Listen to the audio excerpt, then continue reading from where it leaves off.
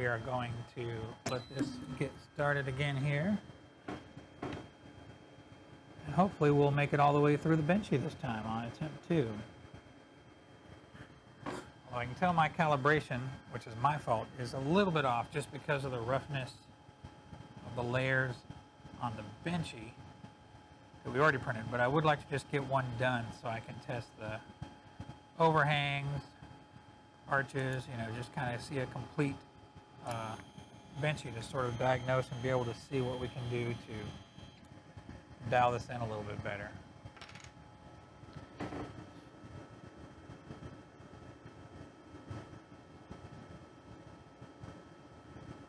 we go. I'm going to leave it alone and let it roll.